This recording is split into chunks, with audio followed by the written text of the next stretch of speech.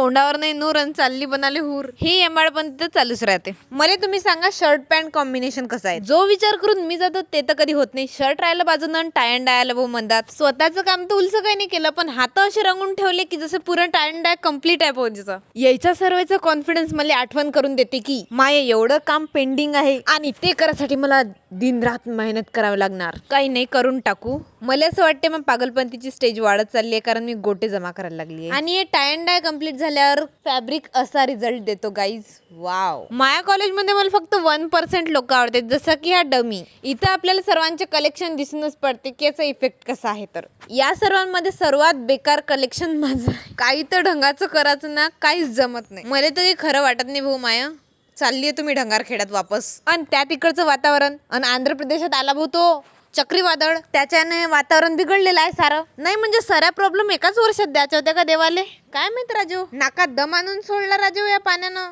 आणि त्यात आमच्यासाठी इम्पॉर्टंट आहे दिवाळीचं फराळ. जिंदाबाद जिंदाबाद, दिवाळीचं फराळ जिंदाबाद. बाकी सर तर ठीक आहे, ह्या बाईचं वेगळंच असते कधी बी. एवढी पानसट दिसून राहिली पण तरी तोंडावर बत्तीशी अशी चमकली पाहिजे. कहाँ से आते ऐसे लोग.